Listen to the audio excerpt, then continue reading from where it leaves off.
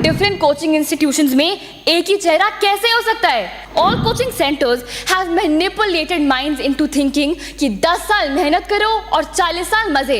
Indian education system viciously murders those students। Suicide rate count करे तो शायद वो नंबर कोचिंग सेंटर के फीस से मैच करे। सवाल ये नहीं है कि आग किसने जलाई है, सवाल ये है कि एजुकेशन सिस्टम के हाथ में तील किसने दी है।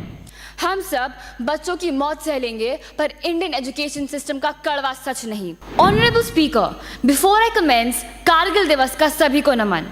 With utter grief, I state that in India, the grading system is now like the new division system. 95% लाए तो superior, उससे नीचे लाए तो inferior. Starting with a few cases, students in Panipat were promised government jobs provided they joined the computer science course provided by a computer course coaching center. पर end में ना उन्हें नौकरी मिली ना course. This is one of the reasons why an RTI, right to information, should be implemented with fact-checking proofs regarding success rates and educators' qualifications.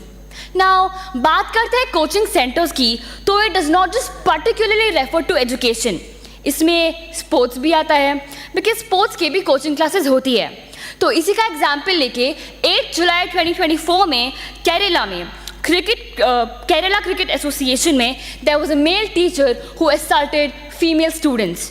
यहाँ भी सुरक्षा नहीं मिली, इधर भी असहाय होने की आवाज़ गूंजी। As usual, भारत में लॉ की तबाही हो चुकी है। As per the new recent regulations of coaching centers, no child under the age of 16 can attend any coaching classes. पर यहाँ तो IIT की प्रिपरेशन 6th grade से होती है।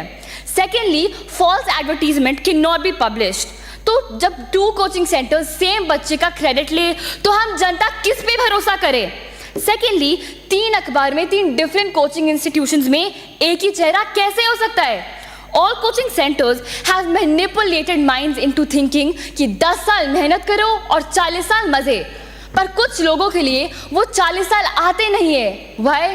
Because the Indian education system viciously murders दो students. Suicide rate count करे तो शायद वो नंबर कोचिंग सेंटर के फीस से मैच करे। बच्चों के भीतर ही कंपटीशन की आग जला दी है। पर सवाल ये नहीं है कि आग किसने जलाई है, सवाल ये नहीं है कि आग किसने जलाई है, सवाल ये है कि एजुकेशन सिस्टम के हाथ में तील किसने दी है। हम सब बच्चों की मौत सह लेंगे पर इंडियन एजुकेशन सिस्टम का कड़वा सच नहीं। हम सब इंडियन एजुकेशन सिस्टम के सामने बच्चों को 3-4 घंटे पढ़ा सकते हैं बट कैन नॉट इवन डिवोट 1 single minute to their mental health.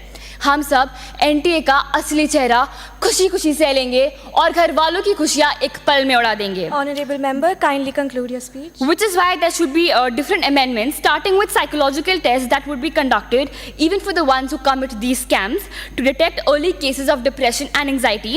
Classes should be confined to 1 hour 30 minutes, plus breaks should be given which would implement mental infringement for students.